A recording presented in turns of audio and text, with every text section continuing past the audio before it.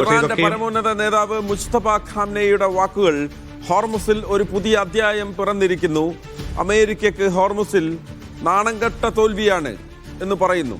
അതോടൊപ്പം തന്നെ അതിരൂക്ഷമായ ഭാഷയിലാണ് അദ്ദേഹം ഇന്ന് US-നെ, അമേരിക്കയെ വിമർശിക്കുകയും ചെയ്തത്. എന്തൊക്കെയാണ് ഇറാൻ പരമോന്നത നേതാവിന്റെ വാക്കുകൾ MCA?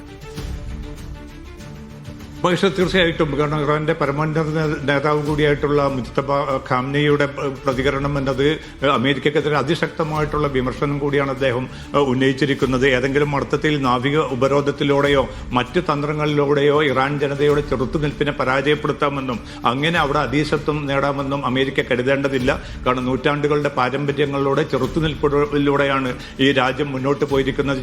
ചെറുത്തുനിൽപ്പ് എന്നത് ഓരോ ഇറാനിയൻ പൗരനും ഉൾക്കൊണ്ടിരിക്കുന്ന ഒരു വികാരമാണ്. അതുമാത്രമല്ല, ഈ മേഖലയിലുള്ള അമേരിക്കൻ സാന്നിധ്യമാണ്, അമേരിക്കൻ സൈനിക സാന്നിധ്യമാണ് വലിയ തോതിലുള്ള സുരക്ഷാ ഭീഷണിയും അസ്ഥിരതയും ഈ മേഖലയിൽ സൃഷ്ടിച്ചിരിക്കുന്നത്. അതുകൊണ്ട് അമേരിക്കയെ ഇവിടെ നിന്നും നാടുകടത്തേണ്ടത്, അല്ലെങ്കിൽ ഇവിടെ നിന്നും അമേരിക്കൻ സൈനിക കേന്ദ്രങ്ങളെ ഇല്ലാതാക്കേണ്ടത് ഏറ്റവും വലിയ അനിവാര്യമാണ്. ഈ മുന്നോട്ടുള്ള പ്രയാണത്തിൽ മേഖലയിലെ രാജ്യങ്ങൾ തന്നെയാണ് അക്കാര്യത്തിൽ തീരുമാനമെടുക്കേണ്ടത്. എന്തായാലും അമേരിക്ക ഇല്ലാത്ത ഒരു ഭാവി പശ്ചിമേഷ്യയാണ് തങ്ങൾ മുന്നിൽ കാണുന്നത്. ആ ദിശയിലേക്കാണ് കാര്യങ്ങൾ നീങ്ങുന്നത് എന്ന ഒരു കൃത്യമായിട്ടുള്ള അമേരിക്കക്കുള്ള ഒരു മുന്നറിയിപ്പ് എന്നോണം തന്നെ ഇറാന്റെ പരമോന്നത ആത്മീയ നേതാവിന്റെ ഈ ഒരു പ്രതികരണത്തിൽ വ്യക്തമാണ്. അതായത് ഏതെങ്കിലും അർത്ഥത്തിൽ ഈ നാവിക ഉപരോധം കൊണ്ടോ മറ്റോ ഇറാനെ തീർത്തു കളയാമെന്ന് ഒരിക്കലും അമേരിക്ക വ്യാമോഹം വെച്ചു പുലർത്തേണ്ടതില്ല. അതിശക്തമായിട്ടുള്ള ചെറുത്തുനിൽപ്പ് നേരത്തെയൊക്കെയും ഇറാൻ ജനത നടത്തിയിട്ടുണ്ട്. അതേ ചെറുത്തുനിൽപ്പും ധീരമായിട്ടുള്ള പോരാട്ടം തന്നെയായിരിക്കും തങ്ങൾ തുടരുക എന്നുകൂടിയാണ് മുസ്തഫ ഖാംനെയുടെ പ്രതികരണത്തിലുള്ളത്. എന്തായാലും ഇറാൻ ഏതെങ്കിലും അർത്ഥത്തിലുള്ള ഒരു വിട്ടുവീഴ്ചയ്ക്കോ ഈ നാവിക ഉപരോധവും അതോടൊപ്പം തന്നെ സൈനിക സമ്മർദ്ദവും കൊണ്ട് പിന്നെ ഒരു വിധേയപ്പെടലിന്റെ ഒരു അന്തരീക്ഷത്തിലേക്ക് ഇറാൻ ജനതയോ വരില്ല എന്ന കൃത്യമായിട്ടുള്ള ഒരു താക്കീത് കൂടിയാണ് ഇപ്പോൾ ഈ മുസ്തഫ ഖാംനെയുടെ ഈ പ്രതികരണത്തിലൂടെ പുറത്തു വന്നിരിക്കുന്നത്. അതേസമയം മധ്യസ്ഥ രാജ്യമായിട്ടുള്ള പാകിസ്ഥാന്റെ പ്രതികരണം വന്നിരിക്കുന്നത് രണ്ട് രാജ്യങ്ങൾക്കുമിടയിൽ ഈ സൈനിക ഭീഷണികൾക്കും പ്രകോപനപരമായ നീക്കങ്ങൾക്കും ഇടയിലും വളരെ ശക്തമായിട്ടുള്ള ആശയവിനിമയം തുടരുന്നുണ്ട്. പരസ്പരം തന്നെ ഒരു കരാറിലേക്ക് എത്തിച്ചേരാനുള്ള തിരക്കിട്ട നീക്കങ്ങൾ തങ്ങൾ തുടരുന്നു എന്നാണ് പാക് വിദേശകാര്യ മന്ത്രാലയം ഔദ്യോഗികമായി തന്നെ വെളിപ്പെടുത്തിയിരിക്കുന്നത്. ഒരു കാര്യം കൂടി MCA, ഇതിപ്പോൾ ഇസ്രായേൽ, അമേരിക്ക ഒരു വശത്ത് അവരുടെ സെൻട്രൽ കമാൻഡ് മേധാവി ഡൊണാൾഡ് ട്രംപിനെ കാണുന്നു. ഇസ്രായേൽ പറയുന്നു ഞങ്ങൾ യുദ്ധത്തിന് റെഡിയായി നിൽക്കുകയാണെന്ന് പറയുന്നു. അതേസമയത്ത് തന്നെ പറയുന്നു അമേരിക്കയിൽ നിന്നുള്ള സ്ഫോടക വസ്തുക്കളും ആക്രമണത്തിനുള്ള വേണ്ട സജ്ജീകരണങ്ങളും ഒക്കെ അമേരിക്കയിൽ നിന്ന് ഇസ്രായേൽ എത്തിയിട്ടുണ്ട് എന്ന് പറയുന്നു.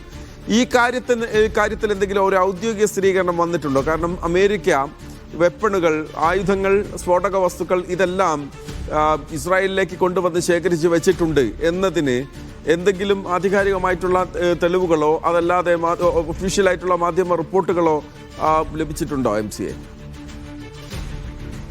മനുഷ്യത്തിലെ ഇസ്രായേലിന്റെ പ്രതിരോധ മന്ത്രി ഇസ്രായേൽ കാറ്റ്സ് തന്നെയാണ് ഔദ്യോഗികമായിട്ട് ഇക്കാര്യം വെളിപ്പെടുത്തിയിരിക്കുന്നത്. പിന്നിട്ട് 24 മണിക്കൂറിനുള്ളിൽ ഇത്രയും വലിയ തോതിലുള്ള സ്ഫോടക വസ്തുക്കളും ആയുധങ്ങളും തങ്ങൾക്ക് അമേരിക്ക ലഭ്യമാക്കി എന്ന് പറയുമ്പോൾ കൃത്യമാണ് കാര്യങ്ങൾ. ഏതൊരു സാഹചര്യം ഉണ്ടെങ്കിലും ആ സാഹചര്യങ്ങൾ നേരിടാൻ, കാരണം അത്തരമൊരു ആക്രമണം പുനരാരംഭിക്കുകയാണെങ്കിൽ ഇറാനെ സംബന്ധിച്ചിടത്തോളം അതിന്റെ ദിശ എന്നത് ഇസ്രായേൽ തന്നെ ആയിരിക്കും.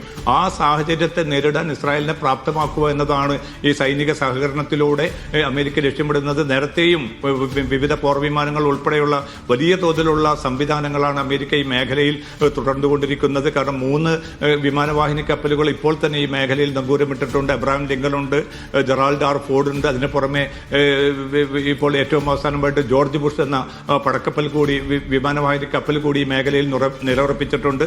200-ലധികം പോർവിമാനങ്ങളും പിന്നെ എല്ലാ സാഹചര്യവും നേരിടാൻ നിലയുറപ്പിച്ചതായിട്ട് അമേരിക്ക തന്നെ ഔദ്യോഗികമായിട്ട് വെളിപ്പെടുത്തിയിട്ടുമുണ്ട്. അതോടൊപ്പം തന്നെ അമേരിക്ക നേരിടുന്ന ഒരു പ്രതിസന്ധി ഇന്നിപ്പോൾ 2 മാസം തികയുകയാണ്. ഈ 2 മാസത്തിനുള്ളിൽ US കോൺഗ്രസിന്റെ അനുമതി യുദ്ധത്തിന് വാങ്ങേണ്ടതുണ്ട്. കാരണം ഇതുവരെയും ഏകപക്ഷീയമായിട്ടുള്ള ഒരു യുദ്ധമാണ് അമേരിക്കൻ പ്രസിഡന്റ് ട്രംപ് ഇപ്പോൾ നടത്തിക്കൊണ്ടിരിക്കുന്നത്. ഇനി അങ്ങോട്ട് US കോൺഗ്രസിന്റെ അനുമതി കൂടാതെ ഈ യുദ്ധം മുന്നോട്ട് കൊണ്ടുപോകാനാകില്ല. ആ US കോൺഗ്രസിന്റെ അനുമതി കിട്ടാനുള്ള ഒരു നീക്കം കൂടി ട്രംപ് തുടങ്ങിയിട്ടുണ്ട്. അതിന്റെ ഭാഗമായിട്ടാണ് പ്രതിരോധ സെക്രട്ടറി ഇപ്പോൾ സെനറ്റുമായിട്ടുള്ള വിവിധ കൂടിയാലോചനകളും മറ്റും തുടരുന്നത്. US കോൺഗ്രസിൽ അനുമതി കിട്ടിയിട്ടില്ല എങ്കിൽ ട്രംപിന്റെ ഈ ഇറാനെതിരായിട്ടുള്ള നടപടി നിർത്തിവെക്കേണ്ട ഒരു സാഹചര്യം കൂടി രൂപപ്പെട്ടതായിട്ടാണ് അന്താരാഷ്ട്ര മാധ്യമങ്ങൾ വ്യക്തമാക്കുന്നത്. ശരി, അതാണ് ഡൊണാൾഡ് ട്രംപിനെ സംബന്ധിച്ചിടത്തോളം US കോൺഗ്രസിൽ നിന്നുള്ള പിന്തുണ കൂടി വേണം.